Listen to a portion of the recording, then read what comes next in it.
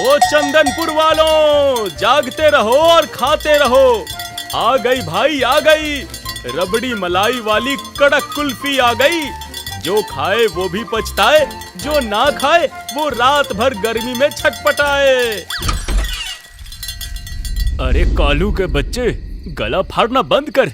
वैसे ही गर्मी के मारे छाती फटी जा रही है, ऊपर से तू अपनी ये कबाड़ घंटी बजाकर कान के पर्दे फाड़ रहा है। कालू की कुल्फी पे शक? अपनी जीभ पे मलाई का स्वाद ना आ जाए तो पैसे मत देना। अरे रुको रुको कालू भाई, मुझे सबसे मोटी वाली देना। इस गर्मी में पेट की आग बुझाने का यही एक जरिया बचा है। कालू भैया, एक कुल्फी देना, पर पैसे कल सुबह पापा से ले लेना। अभी वो सो रहे हैं, जगाया तो कुल्फी की जगह लात मिलेगी, लात। अरे सुखिया, तेरी ये कल सुबह कभी नहीं आती। पिछले हफ्ते की 2 कुल्फी का पैसा बाकी है तेरा। आज पूरे पैसे दे तभी मिलेगी, वरना जाकर हैंड पंप का ठंडा पानी पी ले। अरे दे दे रे कालू, बच्चे को काहे तरसा रहा है। वैसे भी इस चंदनपुर गांव में कुल्फी के अलावा कुछ भी ठंडा नहीं मिलता। ना टीवी चलती है, ना पंखा, ना ठंडा पानी। अरे सब लोग चुप हो जाओ, जरा कान लगा के सुनो। मुझे कुछ अजीब सी सरसराहट सुनाई दे रही है। पीपल के पेड़ के पीछे कोई है। अरे घसीटी, तेरी जुबान पे कभी मीठी बात नहीं आती। रात के सन्नाटे में चुड़ैल भूत की बातें मत किया कर। मेरी धोती पहले ही ढीली हो रही है। काका, इतना डरते क्यों हो? अरे घसीटी भाई का तो काम ही है हर झाड़ी में भूत ढूंढना। घसीटी भाई वो भूत नहीं, बिमला चाची की बकरी होगी, बकरी जो गर्मी के मारे पगला गई है।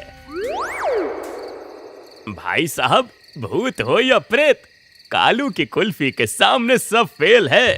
क्या स्वाद है, मन कर रहा है एक और उड़ा दूं। वाह कालू भैया, आज तो सच में मजा आ गया। चलो भाई, हाँ भाई, चलो चलो, सब लोग अपने अपने कमरे में घुसो और भगवान का नाम लेकर सोने की कोशिश करो। हवा तो चल नहीं रही, बस हाथ का पंखा डुलाओ और सो जाओ। चलो भाई, गुड नाइट। सुबह मिलते हैं कुएं पर। ठीक है मालिकों, मैं भी चला अगले टोले की तरफ। सब लोग हंसते मजाक करते हुए अपनी कुल्फी खत्म करते हैं और धीरे धीरे अपने अपने कमरों में सोने चले जाते हैं। कालू कुल्फी वाला भी अपनी घंटी बजाता हुआ दूर निकल जाता है। सुबह से चंदनपुर गांव की बिजली गुल है। सब इसी आस पे लेटे थे कि शायद आधी रात को ठंडी हवा के साथ लाइट आ जाए और चैन की नींद नसीब हो। पूरा गांव सन्नाटे की चादर ओढ़े सोया था कि तभी अचानक धमाके की आवाज सुनते ही गांव के घरों से चीख पुकार मचती है। लोग हड़बड़ाकर गिरते पड़ते टॉर्च और लाठियां लेकर बाहर चौक की तरफ भागते हैं। अरे बाप रे बाप, अरे मर गए रे बाबा, डाकू आ गए, अरे कोई बचाओ, अरे भागो सब लोग। अरे काका चुप रहो, डाकू ऐसे बम फोड़ के नहीं आते। अरे मुझे तो लगता है गांव के पीछे कोई उल्का पिंड आ गिरा है। अरे दुनिया खत्म होने वाली है काका। अरे राम राम, मेरा तो कान ही फट गया ये आवाज सुन के।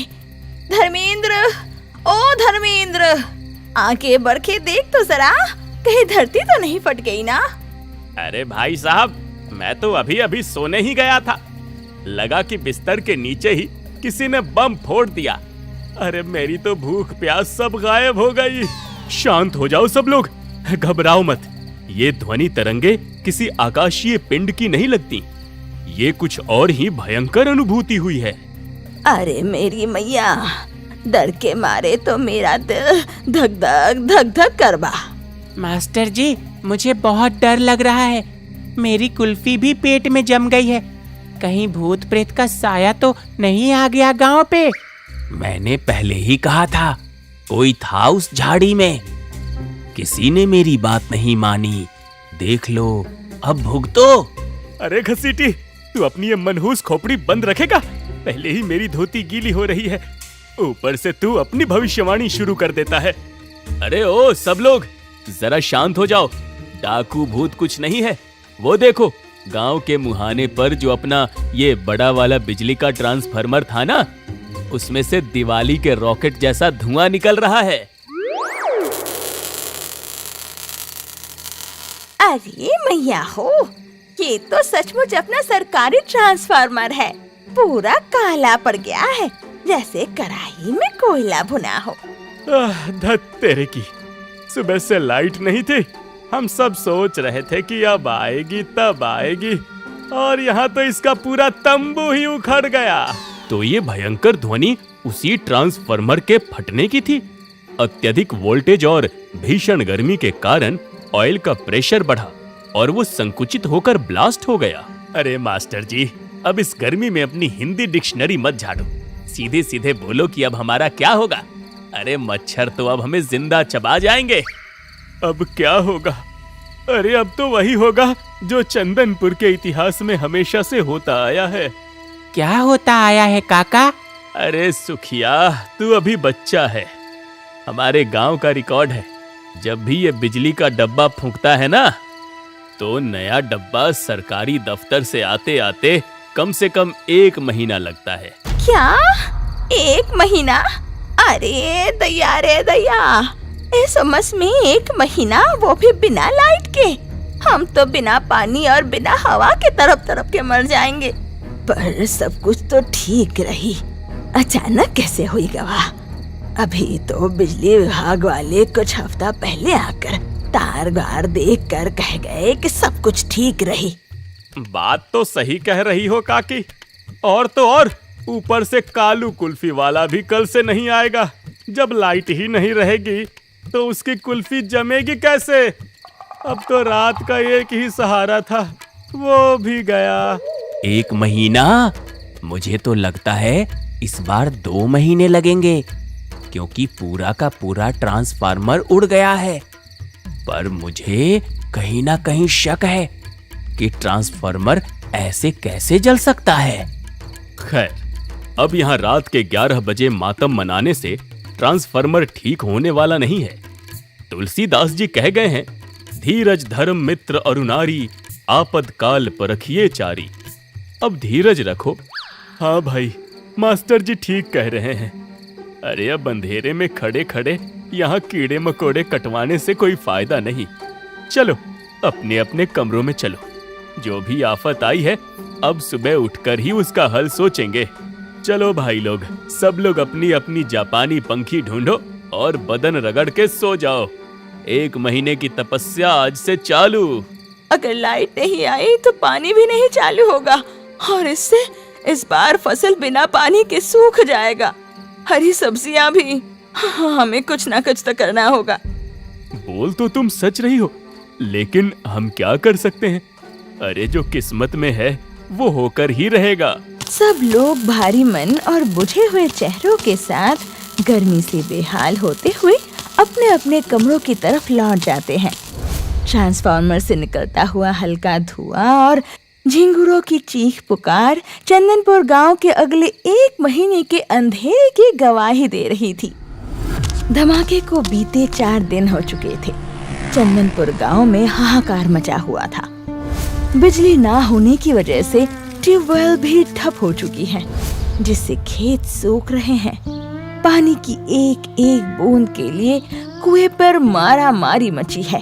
अरे भाई साहब, इस गांव में रहना नरक हो गया है। प्यास के मारे कंठ सूखा जा रहा है। नहाने की तो बात ही छोड़ दो। अरे बदन से ऐसी महक आ रही है कि मक्खियां भी रास्ता बदल लेती हैं। अरे कलुआ भाई, अपनी महक छोड़ो। यहाँ धान की फसल देखो, पानी बिना पूरी फसल पापड़ बन गई है, पापड़। अगर 2 दिन और पानी नहीं चढ़ा तो इस साल खाने के लाले पड़ जाएंगे। और ऊपर से घर में कोई काम ही नहीं है। टीवी बंद पड़ा है। शक्तिमान देखे बिना मेरा दिन ही नहीं कटता। पूरा दिन बस बैठे बैठे मक्खियाँ मारो। अरे सुखिया, तो टीवी के लिए रो रहा है? यहाँ तो मेरा फोन स्विच ऑफ हो गया है। पड़ोस वाले गांव की कोई खबर ही नहीं मिल रही है।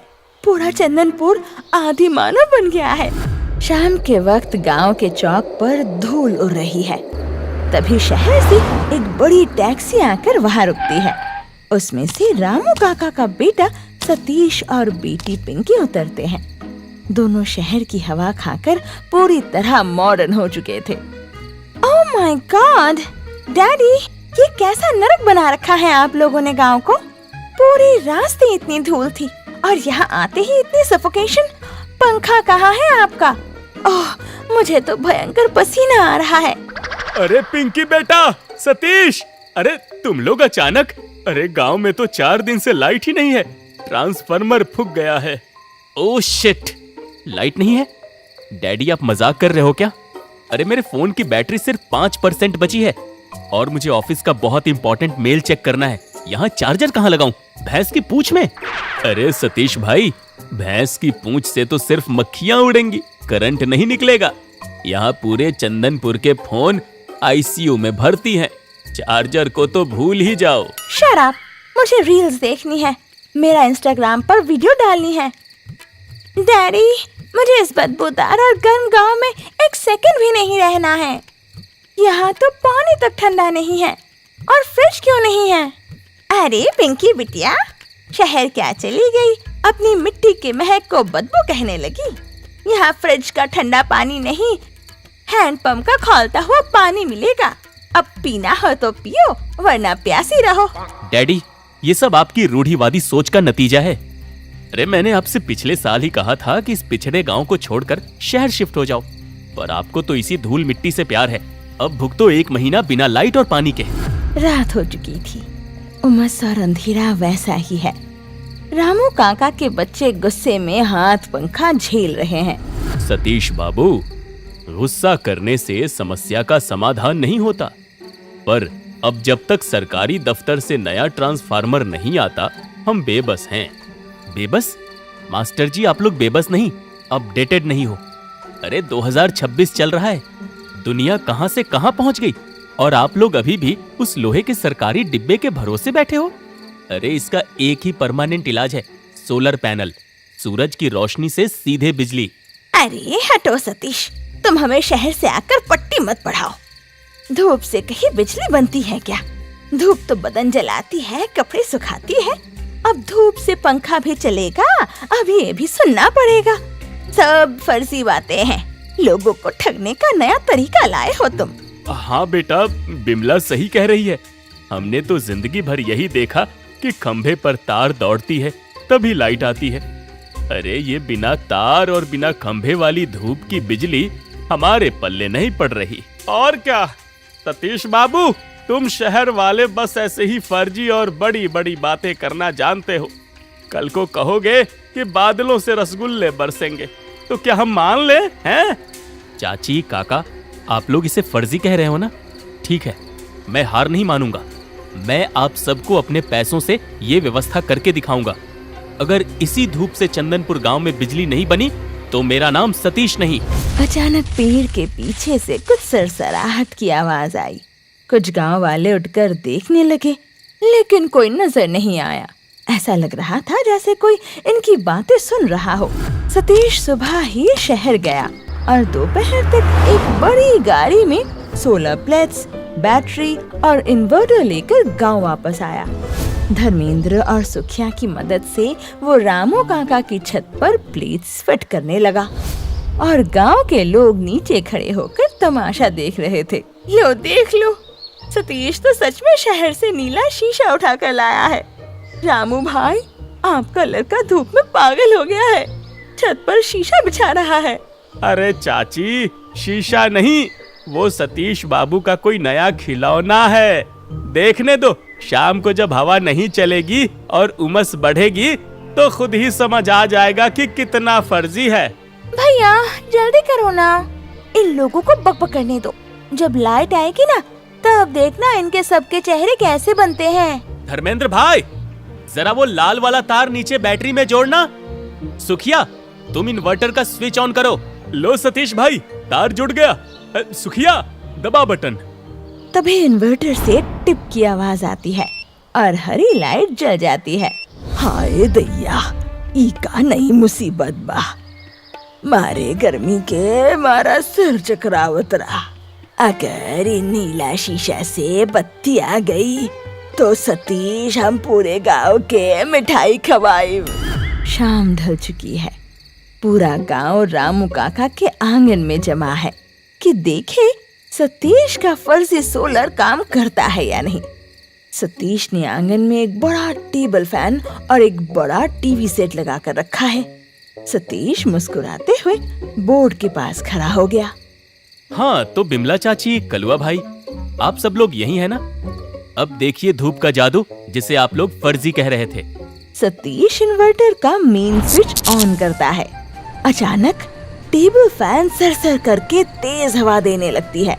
सामने रखा टीवी चालू हो जाता है और उस पर रंग बिरंगे प्रोग्राम चल रहे होते हैं। सतीश के बोर्ड में 4 पेट मोबाइल चार्जर लगे हैं और सब में चार्जिंग शो होने लगा। अरे दादा रे, टीवी चल गया, शक्तिमान आ गया और हवा देखो कितनी ठंडी है ये।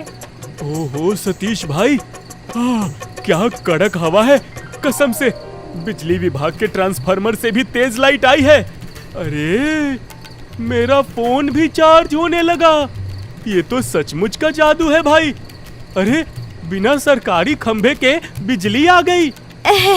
अरे सतीश बाबू, मुझे माफ कर देना भैया, मैं तो ठहरी अनपढ़ गवार इस सौर ऊर्जा को फर्जी समझ बैठी थी। आपने तो कमाल कर दिया, हमारे चंदनपुर का अंधेरा जो दूर कर दिया। मुझे तुम पर गर्व है बेटा। तुमने सिर्फ बातें नहीं की बल्कि अपनी जिद से पूरे गांव का अंधेरा दूर कर दिया। काका, ये तो बस शुरुआत है। कल सुबह मैं खेतों के लिए सोलर पंप भी लगवा रहा हूँ, जिससे बिना बिजली के हमारे सूखे खेत फिर से हरे भरे हो जाएंगे। बहुत खूब सतीश। अब चंदनपुर सरकारी दफ्तर के 1 महीने का इंतजार नहीं करेगा। अब हमारा गांव आत्मनिर्भर बनेगा। सतीश, भगवान करे तुमको हमारी भी उम्र लग जाए। तुमका नहीं पता हम आज कितना खुश हैं। सतीश की अटूट जिद और सोलर पैनल की ताकत ने चंदनपुर गांव की तकदीर ही बदल दी थी। जहां कल तक अंधेरा और मायूसी थी, आज वहां उजाला, ठंडी हवा और गांव वालों की हंसी गूंज रही थी। रात के 2 बज रहे हैं। पूरे चंदनपुर गांव में सन्नाटा है। सतीश के घर के बाहर सोलर सिस्टम लगा हुआ है।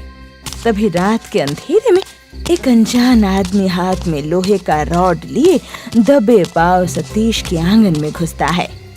वो जैसे ही सोलर पैनल की प्लेट पर वार करने के लिए रॉड उठाता है, वैसे ही चारों तरफ से टॉर्च की रोशनी सीधे उसके चेहरे पर पड़ती है। सतीश, धर्मेंद्र, कलुआ और रामू काका उसे चारों तरफ से घेर लेते हैं। रुक जा भाई, जहाँ खड़ा है वहीं जम जा। तू ये किस लिए लाया है? अरे अरे नहीं बाबूजी, मैं तो बस रास्ता भटक गया था, मुझे जाने दो। रास्ता भटककर सीधे हमारे आंगन में सोलर पैनल के पास आ गए। सच सच बताओ, कौन हो तुम और रात के अंधेरे में इसे तोड़ने क्यों आए थे? सतीश बाबू, ये अपने चंदनपुर का आदमी नहीं है। अरे मैंने इसे पहले कभी यहाँ नहीं देखा। ये पड़ोस के रामपुर गांव का रहने वाला लग रहा है। हाँ ठीक कह रहे हो कलुआ। अरे ये तो रामपुर के बड़े जमींदार सुखदेव सिंह का खास आदमी मंगत है। गांव के लोग और मास्टर जी भी मौके पर पहुंच जाते हैं। मंगत को एक कुर्सी पर बिठाया जाता है। पुलिस को फोन कर दिया गया है। सब उसके सच उगलने का इंतजार कर रहे हैं। मंगत, तुम पड़ोस के गांव से यहाँ हमारे चंदनपुर में आधी रात को तोड़ फोड़ करने क्यों आए हो? सच बताओ, वरना पुलिस अपने तरीके से पूछेगी। बाबूजी, पुलिस को मत बुलाओ, मैं सब सच उगल देता हूँ। मुझे जमींदार सुखदेव सिंह ने भेजा था। सुखदेव सिंह ने? लेकिन क्यों? हमारी उनसे क्या दुश्मनी है? बाबूजी, दुश्मनी चंदनपुर के खेतों और फसलों से है। सुखदेव सिंह चाहते थे कि इस बार चंदनपुर के किसानों की धान की फसल पूरी तरह बर्बाद हो जाए, ताकि आप लोग दाने दाने को तरसें, तो वो आपकी जमीनें औने पौने दाम में हड़प सके। अरे मैया हो, इसका मतलब जो 4 दिन पहले हमारा सरकारी ट्रांसफार्मर फूका था, वो भी? हाँ चाची, वो ट्रांसफार्मर खुद नहीं जला था। मालिक ने कहा था कि अरे मंगत, सीधे रास्ते से तो ये चंदनपुर के भूखे किसान अपनी जमीनें हमें कभी नहीं बेचेंगे। इन कीड़ों को औकात याद दिलानी है तो इनकी रीढ़ की हड्डी पर लात मारनी होगी। और किसानों की रीढ़ की हड्डी क्या है? उनकी फसल। लेकिन हुजूर, इस कड़कती गर्मी में अगर फसल सूख गई तो वो लोग भूखे मर जाएंगे। तो मरे, हमें उनकी जान से नहीं, उनकी जमीन से मतलब है। जब तक चंदनपुर में बिजली रहेगी, वो मोटरों से पानी खींचकर अपनी धान की फसल हरी रखेंगे। जा, आधी रात को जब पूरा गांव सो रहा हो तो उनके सरकारी ट्रांसफार्मर के परखच्चे उड़ा दे। जब चंदनपुर का एक एक पत्ता पानी के लिए तरसेगा, जब गर्मी से इनके बच्चों का दम घुटेगा, तब ये गिड़गिड़ाते हुए मेरी हवेली पर आएंगे और तब मैं इनकी लाखों की जमीन कौड़ियों के दाम में अपने नाम लिखवाऊंगा। बिजली जाएगी तभी तो सुखदेव सिंह की किस्मत चमकेगी। बाबूजी, जमींदार साहब ने मुझे धमकी दी थी, इसलिए मैंने वो पाप किया। मुझे माफ कर दो बाबूजी। नीच इंसान, अपनी जमीन हड़पने की भूख के लिए पूरे गांव को इस जानलेवा गर्मी और अंधेरे में झोंक दिया। लेकिन जब जमींदार साहब को पता चला कि सतीश ने शहर से आकर सोलर पैनल लगा दिया है और कल सुबह खेतों में सोलर पंप से पानी भी चढ़ने वाला है, तो वो बौखला गए। उन्होंने मुझसे कहा कि अगर चंदनपुर के खेत बच गए तो हमारा प्लान फेल हो जाएगा।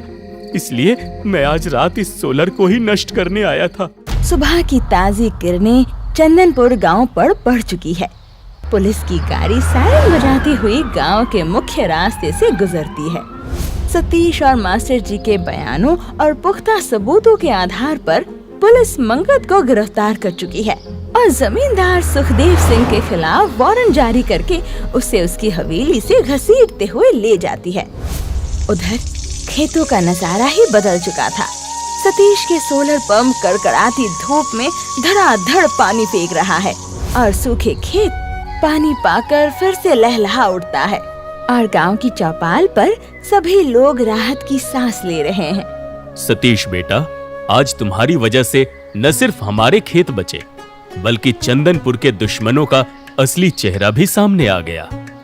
हाँ बेटा सतीश, तुमने हमारी आंखें खोल दी।